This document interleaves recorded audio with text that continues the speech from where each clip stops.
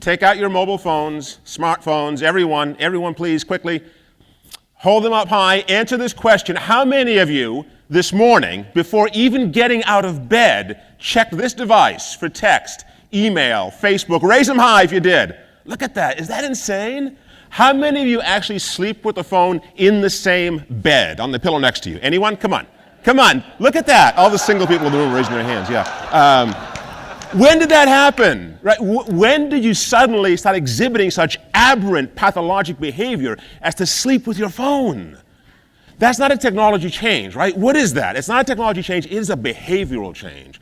And what I want to talk with you about this morning is how dramatically these disruptive technologies are changing fundamentally the way we behave as individuals, but also as organizations and as a society. And the challenge for all of us is to understand not what the future will look like, but how the hell we can simply survive it.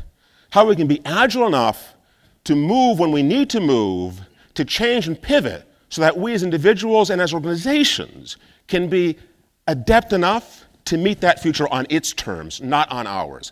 That's the challenge, that's the difficulty.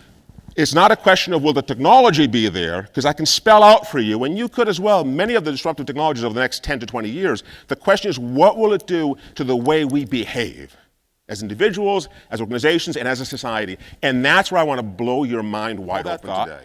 Well, let's say we went back to 1960, and I were to say to you, in 1960, by 2020, there will be upwards of 10 billion ENIACs in the world.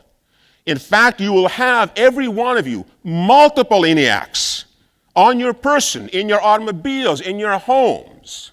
You will interact with these devices seamlessly. This is 1960, 10 billion of them. What would your response to me have been? Crazy. Right? How are we going to find the natural resources to build that many of these things? You would have done the math to show there's not enough iron on the planet to create these many devices, right? You would have said, what are the use cases? You would have said, how will we ever make it affordable? You would have said, no, this thing has a footprint bigger than my house. It doesn't make sense that I'd have it. You would be thinking in 1960 terms, which is what we do today. We think in 2020 terms. So here's the question for you. If the formula is that predictable, if we were to roll the clock forward, and your engineers, this is easy math, right? By the year 2100, how many user community devices will we have? 10 to the 21st, because this is actually accelerating. It's a little more than at a zero per decade. 10 to the 21st user community devices by 2100. Hold that thought, because now you're thinking, that's absurd, Tom. How could that possibly happen? That is, by the way, to give you an analog, that is 100 times as many user community devices as there are grains of sand on all the world's beaches. Does this sound absurd? Do you want to recoil in disbelief? Do you want to grab me and throw me off the stage right now? You know what? I've got so much more credibility saying that today in 2020 about 2100 than I ever would have in 1960 saying that about 2020. I have more standing today to make that prediction than I would have in 1960 to say we'd be at 10 billion today. The reality is that we always underestimate the value that we can create through not just new technology, but through new behaviors. To understand truly how far we have to go means stretching your mind in a way that we're only accustomed to doing in science fiction.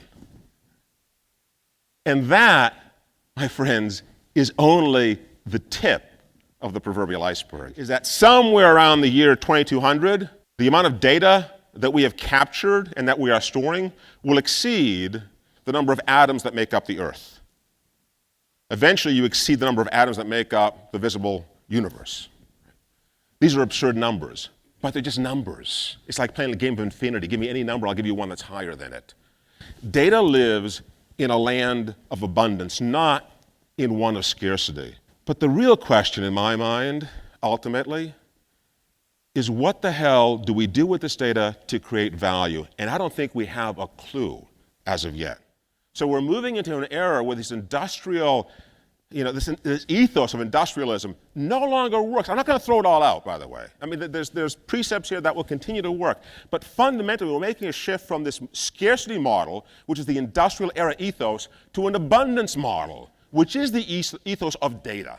What do you do with that data? How do you maintain the privacy and the appropriateness of that data, and yet create insights and leverage the disruptive capability of what that data has to tell you?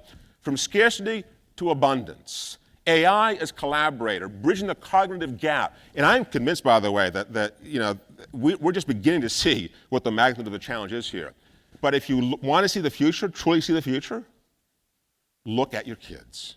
Right? Look at the way that they use data. Look at the way that they collaborate. Look at their attitudes towards not just social media, but in general, the intelligence of machines. This is Adam, my son Adam. I've got two kids, Adam and me, are 4 years apart. This is when Adam was, he's 19 now. This is when Adam was probably about 13, 14. I learned, and I continue to learn, what the future will look like by looking at his behaviors. Understanding his sensibilities gives me the best insight I could possibly have into what the future will look like. So I said, Adam, you're going to shut this down. You're going to go out. The sun is shining. Get some vitamin D. Shoot some hoops. Find some friends. Forage. Eat nuts and bark. I don't care. Get outside. And he turns to me and he says, this is the word for word, the conversation. Sorry for this aside, but these things just hit me sometimes. And he says, Dad, before there were computers, what did you do to occupy yourself? And we'd go out in the dead-end street, and we would just, we'd commune with nature. We'd build forts in the woods, and we'd explore, and that's what we did. And at the end of the day, I'd come home, no cell phone. My mother would ring a bell, and we'd come home from dinner. She had no idea where I was. I was out fending for myself, surviving. That's what I used to do. Adam turns to me and says, what's a dead-end street? It's kind of like a cul-de-sac, Adam. I said, oh, you know what, Dad? Can't make this stuff up. That, pointing to his computer, that is my cul-de-sac. Because what do you say to that? What do you say? You say, get the hell outside. Right? Because you're actually making sense, Adam. That is where your friends are. And I'm going to tear you away from your friends so you can go hang out with squirrels, right? So we are entering, from a technological standpoint, an age of not AI. AI is part of it, but an age of autonomy. Autonomous devices that can think and act and make decisions in concert with us and sometimes in our absence. And we need that because we desperately need the bandwidth with which to manage this very complex, sophisticated, and uncertain future. This creates this plethora of disruption coming at us from every direction, so radically changing the way we behave as individuals, as organizations, as societies, is creating what I call these digital ecosystems that remove friction from experience, from process, and from industry.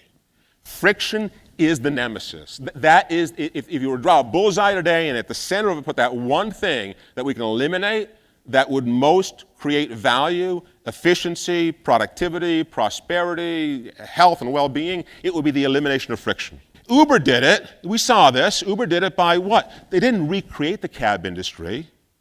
They datafied it. They removed all the friction from the experience. And to me, whether you're a patient in healthcare or whether you're a rider in an Uber, it's the same principle. That is what technology should do. Right? Get me, understand me, and adapt to me. This notion of frictionless applies to every industry, because every industry is laden with friction. So, anyone know the story of Air France 447? I think it was June 1, 2009. A few of you do. Very controversial, by the way. In researching this for the book, we pulled every report that's been written, every analysis of this. There's still a lot of ambiguity in what happened, but as best I can tell, this is what happened on 447. Airbus 330 from Rio to Paris, June 1, 2009. You want to guess how many hours do you think a pilot hand flies from Rio to Paris, a 330? 7 minutes. 7 minutes. Right? This machine can fly itself. The pilots are there kind of to make you feel better about the experience, but this machine could literally fly itself. However, there are certain cases where the machine cannot fly and will hand off to the human. One of those is if it doesn't know what its airspeed is. So how could it not know what its airspeed is? They hit a thunderstorm. Ice formed around what's called the pitot tube. The pitot tube tells you what your airspeed is. by using air pressure that's coming in through this little tiny hole on the pitot tube. If it ices up, it usually melts because there's heating elements on the pitot tube. In this one case, it iced up so badly that airspeed indications were gone. Computer can't fly without airspeed indications, so what does it do? Hands it back to the pilot. Says, hey, I can't do this anymore. Pilots take control. Two pilots at that point on the flight deck. The pilot in command at that point on the flight deck, Pierre Cedric, did the last thing you should do, pull the yoke back. Why did Pierre Cedric pull back on the yoke? Best we can figure is that he was disoriented. He felt the plane was in a dive. Some of his instruments were actually telling him the plane was in a dive. It wasn't. And when he pulled back, he tried to gain altitude, which you don't do because that's how you stall a plane. Worse yet, in that 7-minute period, the stall warning, which is impossible to ignore. 70 times in 7 minutes, this stall warning announced. Not once, according to the black box, did either of the two pilots at that point acknowledge that the plane was in a stall.